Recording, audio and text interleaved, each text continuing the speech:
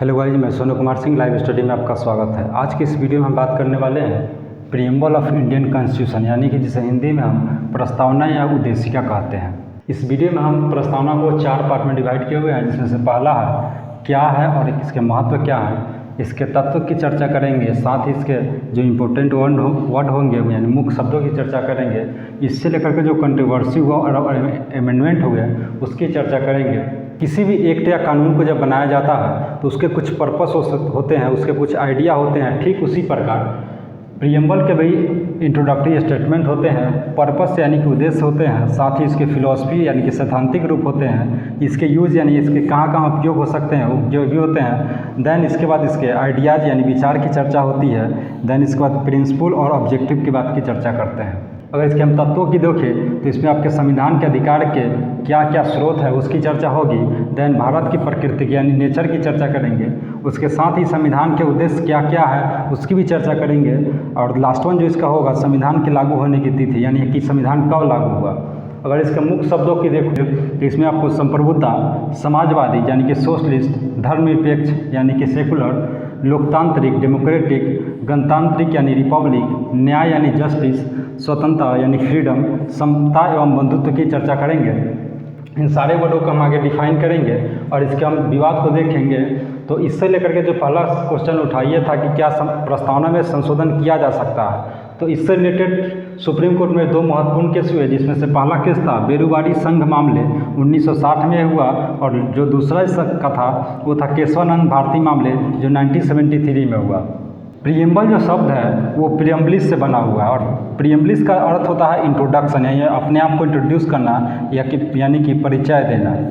इसके बाद इससे रिलेटेड जो सबसे बड़ा सवाल है, प्रीएम्बल को ड्राफ्ट किसने किया। तो प्रीएम्बल को ड्राफ्ट सबसे पहले भारत के प्रथम प्रधानमंत्री पंडित जवाहरलाल नेहरू ने किया था।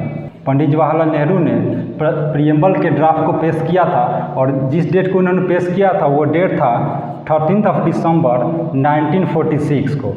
1946 को पंडित नेहरू ने प्रीएम्बल के ड्राफ्ट को पेश किया और इसे संविधान सभा द्वारा 22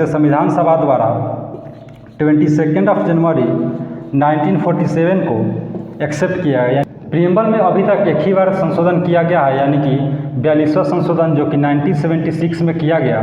और इसमें जो संशोधन किया गया है इसमें 3 वर्ड जोड़े गए हैं। इसमें जो पहला वर्ड था सोशलिस्ट, सेकुलर और इंटीग्रिटी, यानी कि समाजवादी, धर्मनिरपेक्ष और अखंडता। 42वें संविधान संशोधन के बाद इन 3 शब्दों को ऐड किया गया। इन सारे शब्दों का आगे हम डिफाइन करेंगे। नेक्स्ट जो है इसका तत्व में इसमें जो पहला टर्म था वो था संविधान के अधिकार के स्रोत क्या है, यानी कि कॉन्स्टिट्यूशन को जो राइट मिले हुए हैं उसके सोर्स क्या है। तो इसमें स्पष्ट रूप से कहा गया कि संविधान के जो अधिकार है यानी राइट मिले हैं वो राइट भारतीय जनता की तरफ से मिले हुए, यानी कि इसके जो राइट के संविधान के राइट के जो सोर्स हैं वो भारतीय जनता होंगे। देन नेक्स्ट की तरफ बढ़ते हैं हम। दूसरा जो टर्म था भारत के प्रकृति यानी कि इंडिया के नेचर की बात। इंडिया का नेचर कैसा होगा, तो इंडिया का नेचर एक संप्रभु, समाजवादी, धर्मनिरपेक्ष, लोकतांत्रिक एवं गणतांत्रिक, यानी भारत का जो नेचर होगा एक संप्रभु, समाजवादी, धर्मनिरपेक्ष, लोकतांत्रिक एवं गणतांत्रिक वाला राज्य व्यवस्था होगा। इन सारे शब्दों की चर्चा हम आगे करेंगे। देन नेक्स्ट देखते हैं कि संविधान के उद्देश्य क्या है, यानी संविधान के पर्पस क्या क्या होंगे। संविधान के अगर उद्देश्य की बात करें, हम पर्पस की बात करें, तो संविधान के उद्देश्य न्याय, समता, स्वतंत्रता एवं बंधुत्व है। ये 4 टर्म है जो संविधान के उद्देश्य होंगे, यानी कि जस्टिस, इक्वालिटी, फ्रीडम और एक बंधुत्व। देन आगे हम देखते हैं संविधान के लागू होने की तिथि क्या है। संविधान के लागू होने की तिथि की बात करें तो हमारा संविधान 26 नवंबर 1949 को लागू हुआ था। देन इसके मुख्य शब्दों की तरफ बढ़ते हैं, जिसमें से जो पहला शब्द था वो था हमारा संप्रभुता।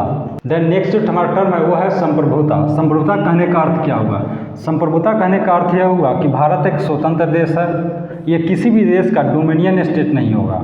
भारत एक स्वतंत्र देश है, इसका कहने का अर्थ ये हुआ कि भारत का इंटरनल मैटर हो या एक्सटर्नल मैटर हो, किसी भी मैटर के लिए कोई भी बाहरी शक्ति या देश इसमें इंटरफेयर नहीं करेगी। यही कारण है कि आपने देखा था कि पिछली बार जो भारत और चाइना के बीच में जो विवाद हुआ था, उसमें अमेरिकी राष्ट्रपति उस समय के जो प्रेसिडेंट थे डोनाल्ड ट्रंप, उन्होंने पेशकश किया था कि अगर भारत और चीन चाहे तो हम इसमें पेशकश करके दोनों को मैटर को सुलझा सकते हैं। लेकिन भारत ने साफ तौर से मना कर दिया था।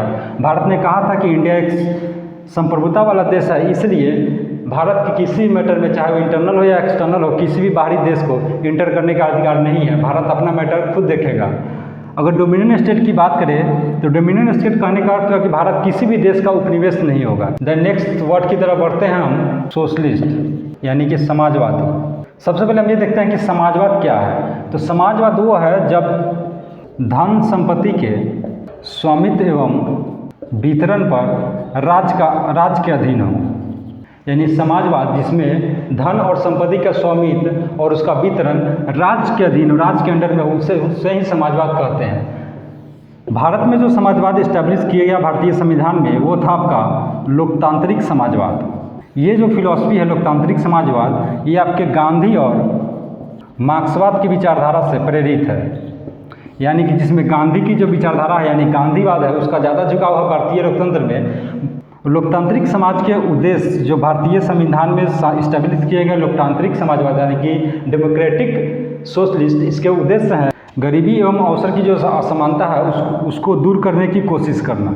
देन नेक्स्ट वर्ड की तरफ बढ़ते हैं। हमारा जो नेक्स्ट वर्ड था वो था धर्मनिरपेक्ष यानी कि सेकुलर।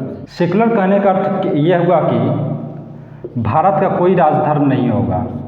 इसका अर्थ ये नहीं हुआ कि भारत जो है नास्तिक होगा। भारत जो है सभी धर्मों को समान दृष्टि से देखेगा। भारत किसी भी धर्म के साथ भेदभाव नहीं करेगा, चाहे वो हिंदू हो या मुस्लिम हो या सिख हो। भारतीय संविधान में जो धार्मिक स्वतंत्रता की बात की गई है वो आपका आर्टिकल 25 से 28 तक, इसमें आपको धार्मिक स्वतंत्रता प्रदान की गई है, यानी कि आप किसी भी धर्म को या किसी भी उपासना पद्धति को मानने के लिए स्वतंत्र है। देन नेक्स्ट वर्ड की तरफ हम बढ़ते हैं, लोकतांत्रिक यानी कि डेमोक्रेटिक। सबसे पहले जानते हैं कि लोकतंत्र क्या है। तो लोकतंत्र वो है जिसमें सर्वोच्च सत्ता का जो चयन होगा वो लोगों के द्वारा होगा। अगर सिंपली भाषा में इसे समझना चाहे तो लोकतंत्र में लोग ही राजा होंगे। जब लोकतंत्र दो प्रकार के होते हैं, इसमें जो पहला टर्म है वो प्रत्यक्ष है एंड दूसरा जो है अप्रत्यक्ष है, यानी कि डायरेक्ट डेमोक्रेसी और इनडायरेक्ट डेमोक्रेसी। डायरेक्ट डेमोक्रेसी और इनडायरेक्ट डेमोक्रेसी क्या है? तो डायरेक्ट डेमोक्रेसी में जो सर्वोच्च सत्ता का जो चुनाव होगा वो लोगों द्वारा होगा, जैसे कि स्विट्जरलैंड में होता है। स्विट्जरलैंड में जो सर्वोच्च सत्ता होता है यानी कि जो प्रेसिडेंट्स होते हैं उसका जो चुनाव होता है वो डायरेक्ट लोगों के द्वारा होता है, यानी कि लोग वहाँ डायरेक्ट प्रेसिडेंट को वोट करते हैं। उसी तरह अगर हम इनडायरेक्ट को देखें तो इनडायरेक्ट में सर्वोच्च सत्ता का जो चुनाव होगा वो लोगों द्वारा चुने गए प्रतिनिधि के जरिए होगा, यानी कि सर्वोच्च सत्ता के लिए लोग डायरेक्ट सर्वोच्च सत्ता के लिए वोट नहीं करेंगे। लोग जो है अपने पहले प्रतिनिधि को चुनेंगे और वो प्रतिनिधि जो है वो सर्वोच्च सत्ता का चुनाव करेगा। जैसे कि हम एग्जाम्पल के तौर पर देखें, अगर हम प्राइम मिनिस्टर की बात करें तो प्राइम मिनिस्टर के लिए डायरेक्ट वोटिंग नहीं करते हैं। भारतीय जनता चुनती है सांसद को यानी कि एमपी को, मेंबर ऑफ पार्लियामेंट को, और मेंबर ऑफ पार्लियामेंट चुनते हैं प्राइम मिनिस्टर को। तो यहाँ देखा आपने कि आपने डायरेक्ट प्राइम मिनिस्टर के लिए वोटिंग नहीं किया, आपने अपने प्रतिनिधि को चुना और आपका चुना गया प्रतिनिधि प्राइम मिनिस्टर को चुना।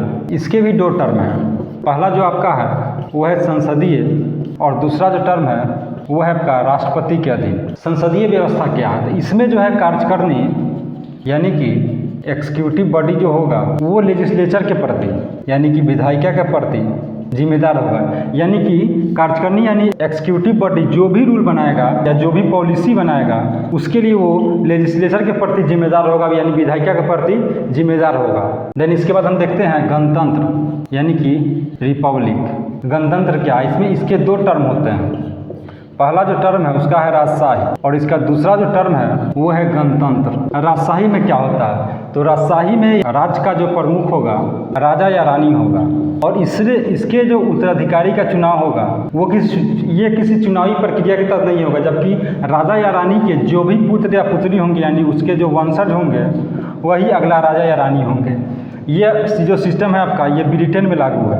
अगर हम गणतंत्र में देखें तो यहाँ जो राज्य का प्रमुख होगा वे हमेशा प्रत्यक्ष या अप्रत्यक्ष रूप से, डायरेक्ट या इनडायरेक्ट रूप से एक निश्चित समय के लिए, एक निश्चित कार्यकाल के लिए चुना गया होगा। जैसे कि आपका अमेरिका में है जैसे अगर भारत में देखें अगर प्रेसिडेंट को लेकर के, तो भारत में प्रेसिडेंट आपके द्वारा चुना गया प्रतिनिधि प्रेसिडेंट का चुनाव करते हैं, यानी कि यहाँ प्रेसिडेंट का जो चुनाव होता है अप्रत्यक्ष रूप से होता है और इनका कार्यकाल 5 वर्ष के लिए निर्धारित किया गया है। यानी कि यहाँ गणतंत्र के जरिए चुनाव होते हैं, लेकिन यहाँ एक निश्चित समय के लिए निर्धारित होता है कि वो कितने समय के लिए उस पद पर आसीन होंगे। तो भारत में जो प्रेसिडेंट का चुनाव होता है वो अप्रत्यक्ष रूप से होता है, यानी कि भारतीय जनता द्वारा चुना गया प्रतिनिधि सर्वोच्च सत्ता का चुनाव करता है। देन हम आगे बढ़ते हैं दूसरे शब्द की तरफ। नेक्स्ट जो हमारा वर्ड होगा वो है न्याय, यानी कि जस्टिस। ये आपके 3 तरीके के दिए गए हैं। पहला जो है आपका वो है आपका सामाजिक, देन नेक्स्ट आपका है आर्थिक और लास्ट वन है राजनीतिक। सामाजिक न्याय का अर्थ ये हुआ कि यहाँ जाति, लिंग, रंग या धर्म के आधार पर भेदभाव नहीं होगा, यानी कि किसी को उसकी जाति को देख करके वो बैकवर्ड है या फॉरवर्ड है उसके आधार पर उसके साथ भेदभाव नहीं किया जा सकता है। वो स्त्री है पुरुष उसके आधार पर इसको भेदभाव नहीं किया जाएगा। ये चाहे वो काला हो या गोरा हो उसके आधार पर भी उसके साथ भेदभाव नहीं किया जाएगा। साथ ही उसके धर्म के आधार पर भी उसके साथ भेदभाव नहीं किया जाएगा। इसे बोलते हैं सोशल जस्टिस। देन अगर नेक्स्ट वन की बात करें आर्थिक न्याय, तो आर्थिक न्याय का अर्थ ये हुआ कि आर्थिक आधार पर भेदभाव नहीं होंगे, यानी कि उसके आर्थिक आधार पर, यानी उसके इकोनॉमिकल कंडीशन को देख करके उसके पास अगर वो गरीब है तो ऐसा नहीं है कि उसके साथ आप अन्याय करिएगा। देन नेक्स्ट वन है आपका राजनीतिक, यानी कि राजनीतिक जो आधार होंगे वो सबको प्राप्त होंगे, यानी किसी को भी जैसे कि दफ्तर में प्रवेश करने से नहीं रोका जा सकता, यानी कि सबको राजनीतिक आधार प्राप्त होंगे, सबके लिए समान पॉलिटिकल जस्टिस होगा। देन आगे हम बढ़ते हैं अपने नेक्स्ट वर्ड की तरफ। दूसरा जो आपका वर्ड है वो है स्वतंत्रता, यानी कि फ्रीडम। आपको 5 तरीके का स्वतंत्रता प्रदान किया गया है, जिसमें से आपका पहला है अभिव्यक्ति की स्वतंत्रता, यानी कि एक्सप्रेशन। देन नेक्स्ट है आपका विश्वास, फेथ या बिलीफ, और नेक्स्ट है आपका धर्म यानी कि रिलीजन। नेक्स्ट वन है आपका उपासना यानी कि वर्शिप, एंड लास्ट वन जो है आपका विचार यानी कि आइडिया।